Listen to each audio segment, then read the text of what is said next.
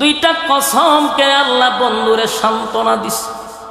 আমার শাস্তাগঞ্জের বায়না, কথাগুলি একটু দিলের কান লাগায় শুনে। প্রথম দুইটা আয়াতে দুইটা কসম, কসমকেরই বন্ধুরে সান্ত্বনা দিল। বন্ধু আমি আপনাকে বলি নাই। এরপরে আল্লাহ বলেন ওয়ালাল আখিরাতু খায়রুল লাকা মিনাল উলা ওয়ালা সাওফা ইউতিকা রাব্বুকা ফাতারদা।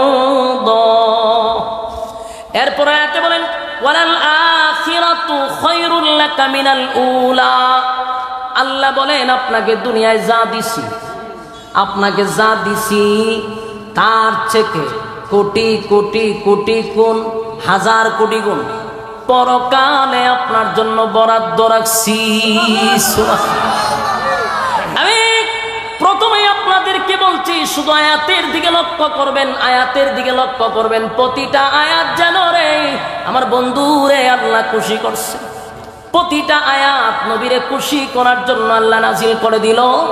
আল্লাহ বলেন ওয়ালাল আখিরাতু খায়রুল লাকা মিনাল উলা। বন্ধু আপনাকে আমি দুনিয়ায় যা দিছি গো, কোটি কোটি কোটি গুণ বেশি পরকালে আপনার জন্য আমি বরাদ্দ রাখছি। এখান থেকে আরেকটা শিক্ষা হলো আমাদের জন্য, যেই মালিক দুনিয়া বানাইলো, দুনিয়া যে বানাইলো সেই মালিক বলতেছে দুনিয়া কিছুই না, দুনিয়া কিছুই না, আপনার জন্য পরকাল রাখছি। দুনিয়া কিছুই নয় গো। দুনিয়ার মালিক, দুনিয়ার মালিক তার বন্ধুরে মেসেজ দিয়া দিল, বন্ধু যা দিছিটা কিছুই না, পরকালে আপনার জন্য কোটি কোটি গুণ আমি বরাদ্দ রাখছি। প্রতিটা আয়াতে যেন বন্ধুরে খালি খুশি করলাম। এরপরে পরের আয়াতে আল্লাহ বলেন ওয়ালা সাওফা ইউতিকা রাব্বুকা ফাতারদা। এরপরে আয়াতে আল্লাহ বলেন অচিরেই অচিরেই অচিরেই আপনাকে আমি এত খুশি করব, এত দিব এত দিব, আপনি খুশি না হওয়া পর্যন্ত আমি দিতেই থাকবো দিতেই থাকবো। জোরে জোরে কোন সুবহানাল্লাহ।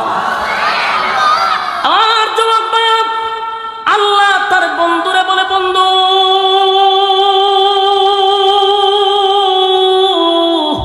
এত দেওয়া দিব, এত নিয়ামত দিব, আপনি খুশি না হওয়া পর্যন্ত আমি আল্লাহ থামবো না, আপনাকে দিতেই থাকবো।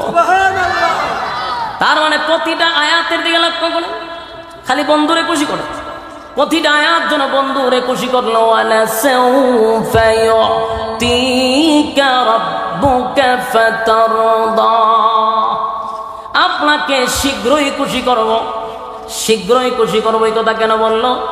এখান থেকে একটা জিনিস স্পষ্ট বোঝা যায়, আল্লাহ তার বন্ধুরে সিগনাল দিছে, সিগনাল অচিরে খুশি করব।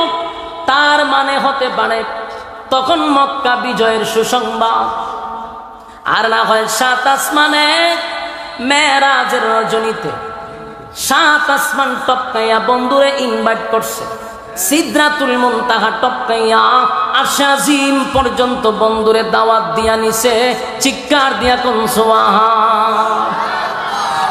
এক আদম থেকে নিয়া ঈসা রূহুল্লাহ পর্যন্ত যত নবী দুনিয়ার জমিনে পাঠাইছে, আদম নবী, মূসা নবী, যেই সমস্ত নবীর আল্লাহর কাছে মহাব্বতে কালিমুল্লাহ মূসা আল্লাহর সঙ্গে কথা বলতো রে, এত সম্পর্ক হওয়ার পরেও আমার আল্লাহ দাওয়াত দিয়া 7 আসমানে নেয় নাই। মূসা নবী আল্লাহর সঙ্গে কথা বলতো পারে নাই দেখা করতে। ইব্রাহিম খলিলুল্লাহ আল্লাহর বন্ধু উপাধি পাইল, দুনিয়ায় থাকতে 7 আসমানে দাওয়াত দিয়া নেয় নাই, আরশে আজিমে দাওয়াত দিয়া নেয় নাই। ঈসা আলাইহিস সালাতু ওয়াস সালামকেও দাওয়াত দিয়ে আরশে আজিমে নেয় নাই, কোনো নবীরে নেয় নাই। শুধুমাত্র কেবলমাত্র আপনি আমার নবীরে আমার আল্লাহ এত ইজ্জত দিল, বাইতুল মুকাদ্দাসে নবীরে নিয়া ইমাম বানাইল, ইমামুল মুরসালিন। সুবহানাল্লাহ, ইমামুল মুরসালিন উপাধি লেগে গেল। লক্ষাধিক নবী রাসূলদেরকে আমার আল্লাহ মুসল্লি বানায়া দিল, আর আমার নবীরে ইমাম বানাইয়া সম্মান মর্যাদা বাড়ায়া দিছে রে। এখান থেকে আল্লাহ বুরাকের মধ্যে সোয়ার করে সিদরাতুল মুনতাহায় নেওয়ার পরে সেখান থেকে রফরফ নামক আরেকটা প্রাইভেট কার দিয়ে আল্লাহ আরশে আজিম পর্যন্ত বন্ধুরে নিয়ে গেছে। এটা ছিল আমার নবীর স্পেশাল একটা দাওয়া। জান্নাত দেখাইলো, জাহান্নাম দেখাইলো, এমন কি আল্লাহর সঙ্গে বন্ধুর কথা হইল। আমার নবী একমাত্র আমার আল্লাহর সঙ্গে কথা বলছে সরাসরি। সুবহানাল্লাহ। মুসা নবী কথা বলছে রে, কিন্তু ৭০,০০০ পর্দার আড়ালে। কথা কি বুঝতেছে? আল্লাহ বলেন, মুসা তুমি যে আমার সঙ্গে কথা বলো, কি বুঝছো? কতটুক দূরত্বে তুমি আর আমি? মুসা কয় কয়েক হাত দূর হইব। আল্লাহ কয়, মুসা তোমার সামনে আমার ৭০টা পর্দা আছে, এক একটা পর্দা পাড়ি দিতে ৫০০ বছরের রাস্তা। তুমি আমার সাথে এত দূরত্বে কথা বলো। আর আল্লাহ বলেন, আমার বন্ধুরে আমি দুনিয়ায় পাঠাইলাম, বন্ধুরে মন মতো বানাইলাম, সৌন্দর্য দিলাম। সব নবীরে যা দিছি, আমার নবীরে আল্লাহ একা বেশি দিছে। কথা হয় না? ওই মিয়া সুবহানাল্লাহ কইন, খালি তো কইন আমরা নবীর ওয়াজ করি না। আমার ইউটিউবে শুধু নবীর শানের ওয়াজের বড় কয় নবীর দুশমন। কারণ একটা দোষ আমি বাইর করছি যে কেরে আমার আশেক কয় না, কারণ নাচতে পারি না, গান গাইতে পারি না, নিশিরাতে বাঁশি বাজাও ইতা কইতে পারি না। এটি বলে আর কাছে কয়, এটা হলো প্রকৃতপক্ষে আশেকের রাসূল। হ্যাঁ, নিশিরাতে খারবাজি বাসে ইতা বুঝে আশেকের রাসূলের গান। তো কর্তটা কি? সারাটা মাহফিলে বসলে পরে একটা কোরআনের আয়াত দিয়া তো ওয়াজ নাই, বক্তারা দিছে সূরা ইখলাস দিয়া ওয়াজ করতো। বক্তারা কি দিছে? সূরা ইখলাস দিয়ে ওয়াজ করতো। হুজুর আপনি সূরা ইখলাসের তাফসীর করেন। এখন বক্তায় পোস্টারে দেখছে সূরা ইখলাসের নাম, তখন কইলো দেখো আমার বিষয় দিছে সূরা ইখলাস। আচ্ছা আমি তাফসীর করার লেগে দিছে আমার। তখন উনি কইলো, কুল নবী আপনি বলুন। নবীকে, নবী হইল হাসাইন হুসাইনের বাবা। হাসাইন হুসাইনকে ফাতেমার সন্তান, ফাতেমাকে নবীর সন্তান। হুসাইন কি হইল? কারবালা শহীদ হইল। কারবালা কি কয়? কারবালার পুরা ঘটনা ঘটনা হইয়া সময়ের অভাবে তাফসীর করতে পারছি না। এই হলো তাদের ওয়াজ। এরা হয় আশিকের রাসূল। আর কোরআন দিয়া আমাদের উলামায়ে কেরাম এইভাবে একেবারে বুঝাইয়া দেওয়া হয়, এরপরে আমরা কয় আমরা নবীর দুশমন। আফসোস আফসোস, কত কষ্ট লাগে কথাগুলি শুনলে। নবীর জন্য জীবন আমরা দেই। আপনি নবীর বিরুদ্ধে বাংলাদেশিকে কুরুক্তি করলে আহলে হক উলামায়ে কেরাম সর্বপ্রথম রক্ত দেয়।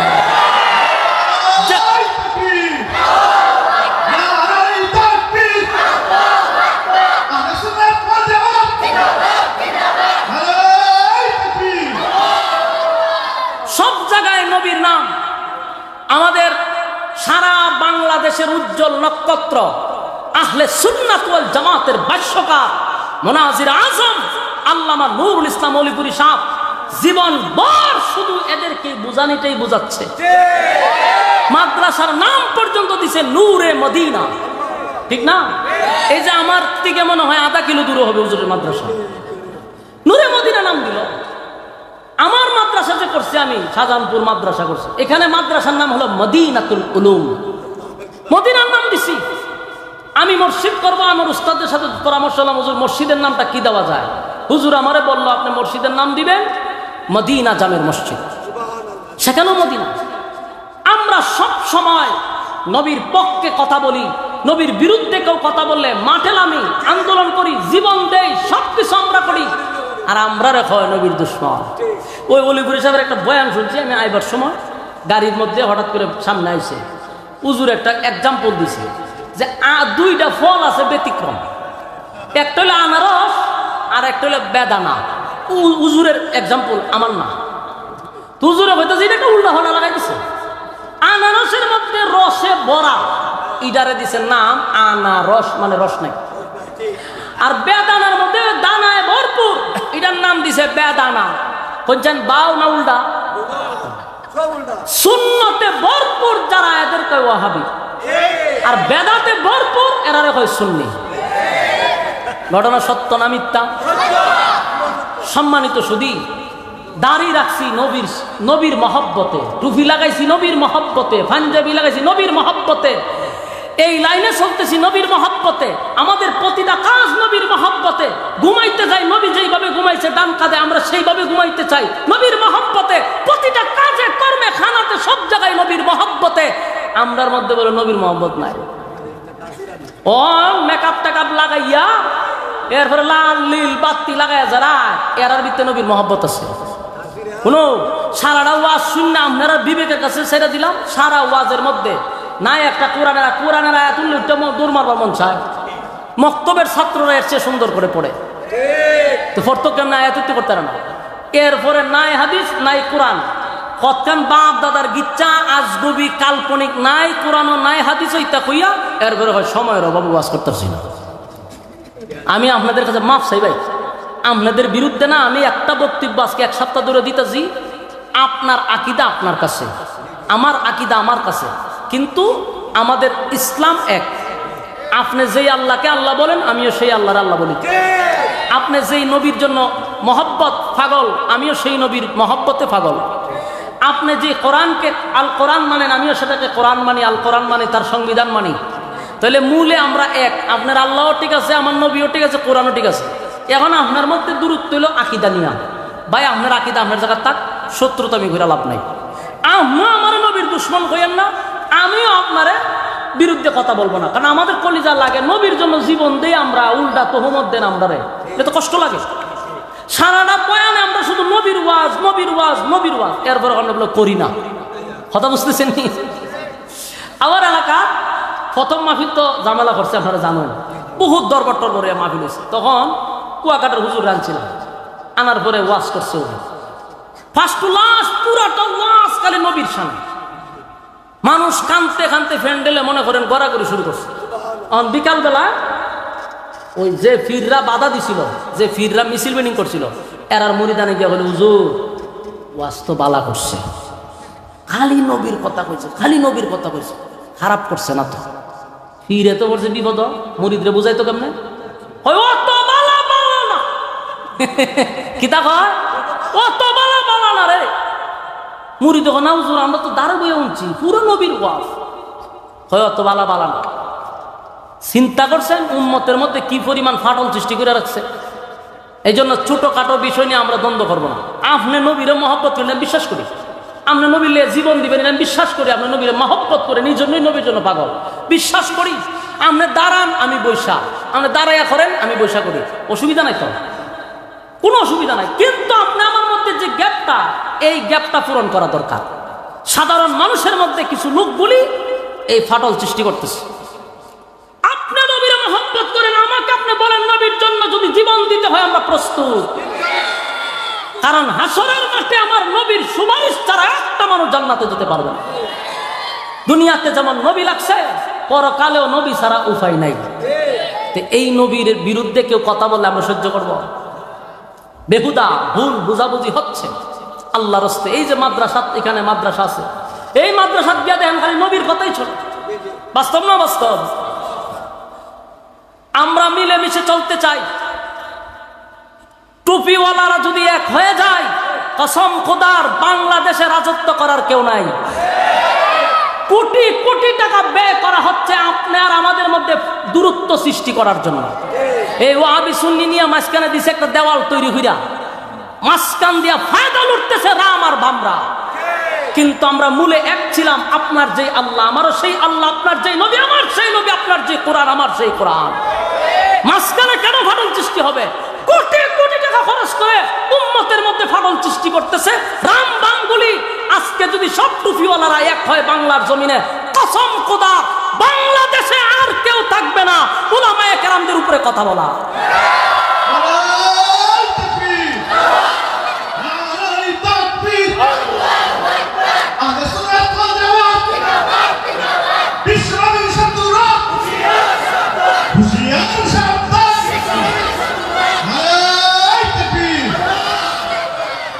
সম্মানিত সুধী, এই জন্য ছোটখাটো বিষয় নিয়ে আমরা দ্বন্দ্ব না করি।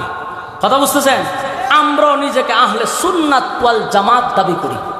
আমার যে সমস্ত ভাইয়েরা সুন্নি দাবি করে, এরা নবীরে মহব্বত কইরেই দাবি করে। এরা যে নবীরে মহব্বত করে না এটা আপনি অস্বীকার করতে পারবেন না। 100% এদের মহব্বত আছে। এই মহব্বতটার সাথে শুধু অনুসরণটা লাগাই দিলে চলত, কথা হয় না। এই জন্য বলুন, নবী মহব্বত কি আছে না নাই? সবার ভিতরে আছে। যার ভিতরে নবীর মহব্বত নাই হে কোনোদিন ইমানদার হতে পারে না।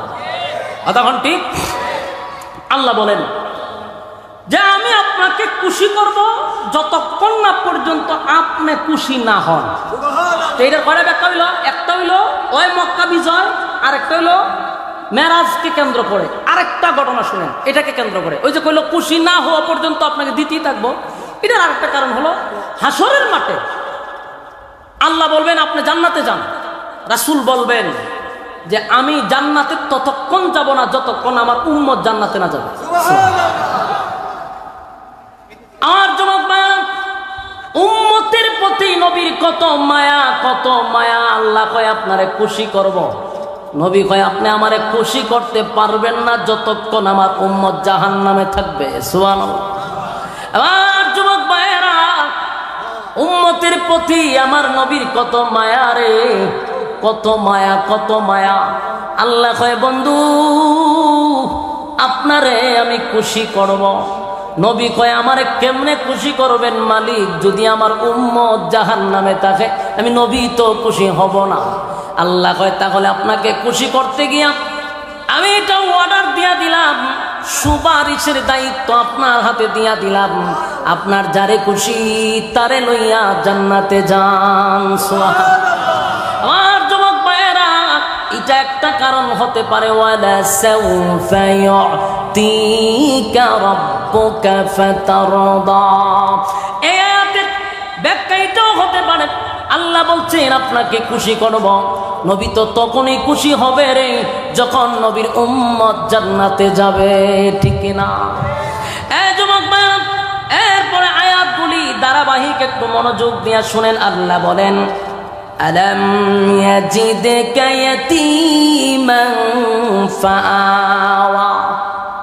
এই আয়াতের কথাগুলি মনোযোগ দিয়ে শুনেন। এতক্ষণ আল্লাহ নবীরে খুশি করলো, খুশি করলো।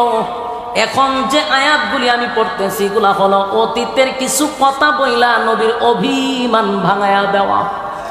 কারণ 15 দিন কোরআন নাজিল হয় না, নবীর ভিতরে কিছু কষ্ট আছে।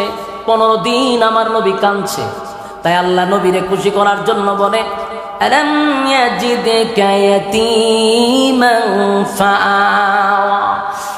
আল্লাহ বলে বন্ধু একটু স্মরণ করে দেখেন আপনি কি এতিম ছিলেন না? আমি আল্লাহ কি আপনারে আশ্রয় দেই নাই? বন্ধু আপনি তো এতিম ছিলেন, তখনও আপনাকে আমি ভুলি নাই, ভুলি নাই, ভুলি নাই, ভুলি নাই। আর এখন বুঝি আপনারে আমি ভুলা যাব। আলাম ইয়াজিদকা ইয়াতীমান ফাআওয়া। বন্ধু আপনি এতিম ছিলেন, আমি আপনাকে তখনও ভুলি নাই, আপনাকে আশ্রয় দিছি। এরপর আল্লাহ বলেন ওয়াজাদাকা দাল্লান ফাহাদা। বন্ধু আপনি তো পথ হারা অবস্থায় থাকার কথা, আমি আল্লাহ আপনাকে পথ দেখায়া দিছি। এটার ব্যাখ্যা হলো যেই ছেলেটার মা নাই, বাবা নাই গো, আত্মীয় স্বজন কেউ নাই, গার্জেন নাই, এই ছেলেটা তো লেখাপড়া করতে পারে না।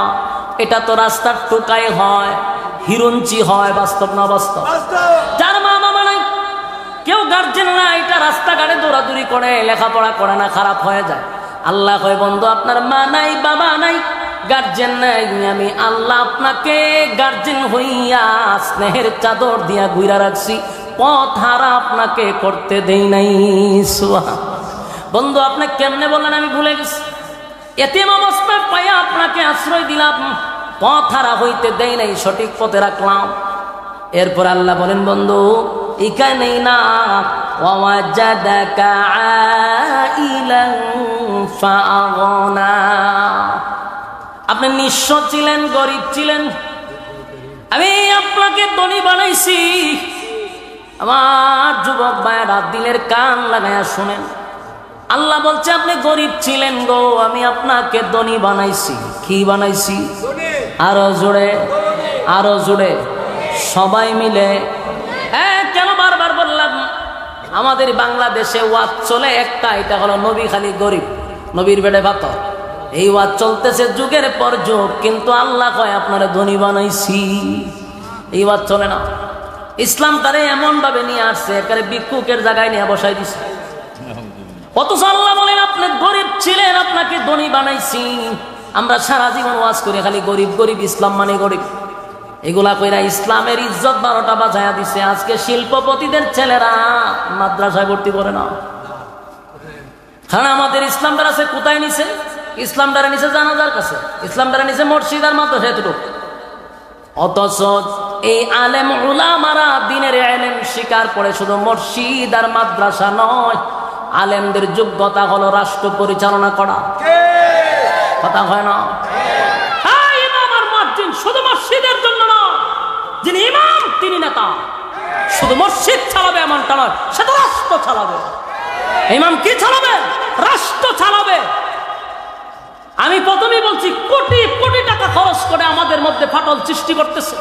আলেমদেরকে শুধু মসজিদ কেন্দ্রিক, মাদ্রাসা কেন্দ্রিক, জানাজার মাঠে এতটুক পর্যন্ত আমাদেরকে আবদ্ধ করে রাখছে, বন্দী করে রাখছে।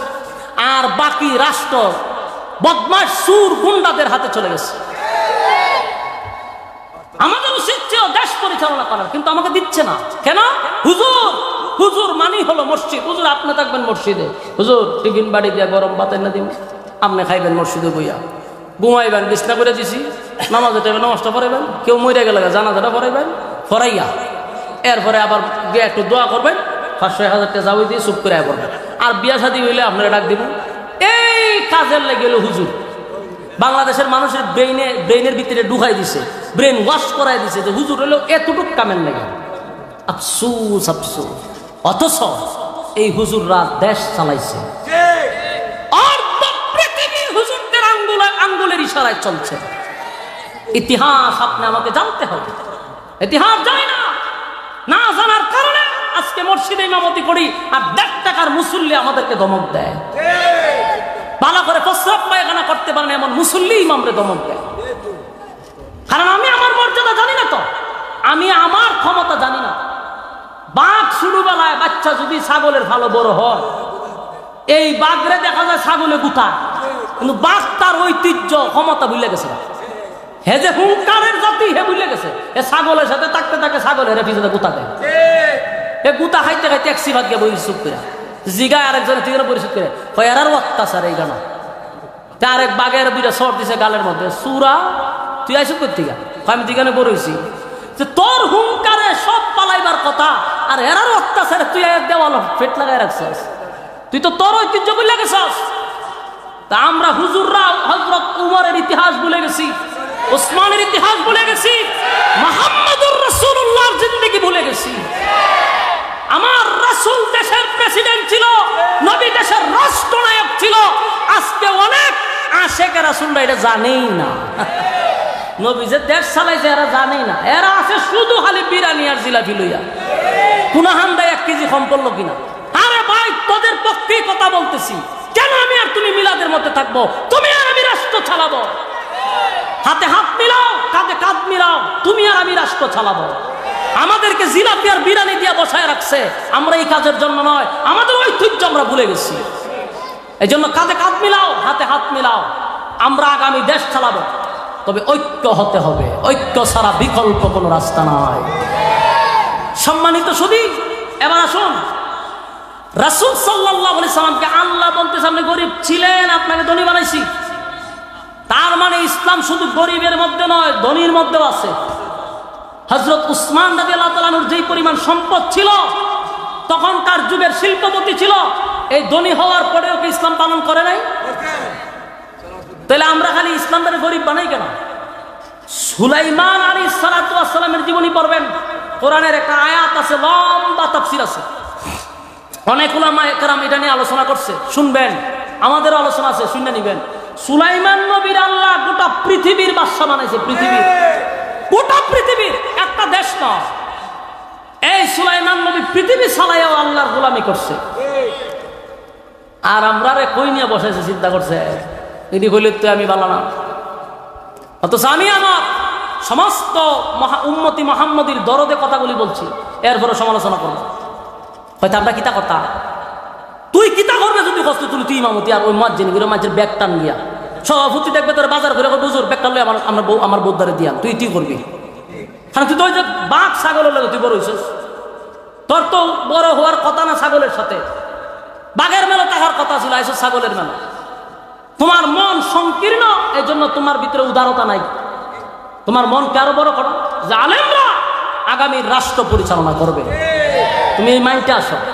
আল্লাহ বুঝার মানার তৌফিক দান করে দাও।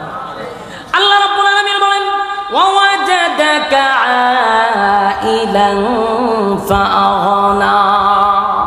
বন্ধু, আপনি গরিব ছিলেন, আমি আপনাকে ধনী বানাইছি।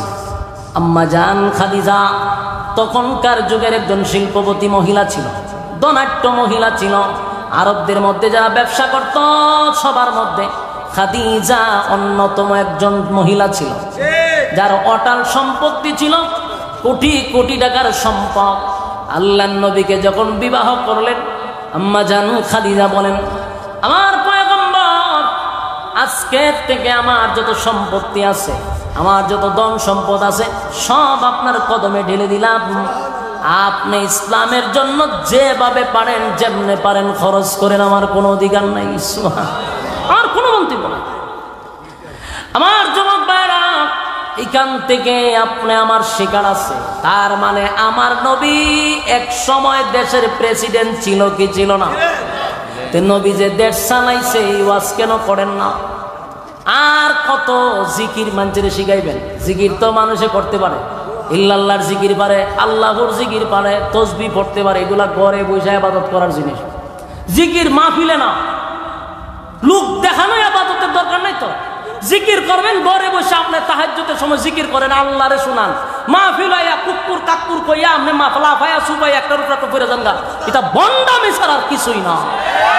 জিকির করবেন একা, কিন্তু আল্লাহর সামনে বসে আপনি জিকির করেন, একা থাকেন, পকেটের ভিতরে আপনি তসবিহ রাখেন, মানুষকে দেখায় না, পকেটের ভিত্তি তসবিহ পড়েন, বাহির করে সুবহানাল্লাহ সুবহানাল্লাহ, এটি কি তা? এটা তো লোক দেখানো ইবাদত, এটা বন্ডামি। তসবিহ পড়তে গেলে পকেটে রাখেন, তসবিহ আপনি এমন ভাবে পড়তেছেন মানুষে বুঝবো আপনার পকেটে হাত দিয়ে রাখছেন, এটা হলো আপনার সত্যিকারের আল্লাহ বলা। মানে তসবিহ একটা নিয়ে সুবহানাল্লাহ সুবহানাল্লাহ সুবহানাল্লাহ, মানুষের দেখায় আমি তসবিহ পড়ি, হেতেরে বন্ডরে, এটা বোঝার বাকি আছে নাকি? বন্ডামি বাদ দিতেই হবে। এই মাহফিল আইসা জিকির কইরা করে আধা ঘন্টা সময় কাটানোটা অনর্থক, ফালতু, এছাড়া কিছুই না। এরপরে কয় আমরা তো নবীর শান গাই, তোর শান গাওয়ার জায়গা এটা না, তোর ওয়াজ করবার লেগে আনছে, তুই ওয়াজ করবি, তুই কোরআন হাদিস দিয়ে ওয়াজ কর, মানুষকে বুঝাই দিল তোরা আনছে, তুই কেন শান গাছ করে? প্রত্যেকে এই গজল শিখা, গজল গাওয়া, এটা কি আপনারা লেগে ফরজ না ওয়াজিব না সুন্নত না কোনো নৃত্য না? মন চাইছে একজনে বয়ে বয়ে গাইলো আবেগে, আমরাও গাই, কিন্তু মাহফিলে এইগুলো হয়ে আমি সময় কাটাইতাম কেন? আর জিকির দিয়া আধা ঘন্টা নাচে কেন? এই কথাগুলি বলে দীক্ষা আমার আমি নবীর দুশ্মন, অথচ আপনার পক্ষে কথা বলতেছি। নবীর মহব্বত সবার ভিতরে আছে, মাহফিলও জাহির করার দরকার নাই, আধা ঘন্টা জিকির দিয়া, জিকির আল্লাহর জন্য করবেন, একা করেন ঘরের ভিতরে। সম্মানিত সুধী, এই যে কথাগুলি বলার দরকার ছিল, এরা তো এই কথা বলে না, কোন সময় বলবে? সারাদিন তো জায়গা জিকির আর বকাবকি। রাসূল যে দেশের রাষ্ট্রনায়ক ছিল, এই কথাটা তো ওয়াজ একবার বলে না। উমর যে দেশ পরিচালনা করছে, এটাও বলে না। আল্লাহর রাসূল দেশ পরিচালনা করছে, প্রেসিডেন্ট ছিল, সেই ওয়াজ বেশি বেশি বেশি করে করা দরকার। কেন বেশি বেশি করা দরকার? কারণ আজকে আলেমরা যখন নির্বাচনে দাঁড়ায়, রামদারা কয় হুজুরা রাজনীতি করতে পারে, হুজুরা রাজনীতি পাইছি কো হয়নি, প্রকাশ্যে কয় হুজুরা রাজনীতি পাইছি কো। এখন সবসময় যদি ওয়াজ শুনতো যে রাসূল দেশের প্রেসিডেন্ট ছিল, তাহলে কি আমরা কইতো যে হুজুরা রাজনীতি পাইছি কো? দিদি তো কয় না, এরা কয় কি তার নবীর ভেড়ো ভাত্তর আসি, নবী খাইতে পারছে না, শরীরে কালি আসিল, এগুলা কইয়া সাধারণ ওই রামবাম রে বুঝাইছে। রামবাম রে দেখছ নি নবীর ভেড়ো ভাত তো আসেন আর হুজুরে ভাই পেট কাটতে চলে, হুজুরে রান খায়।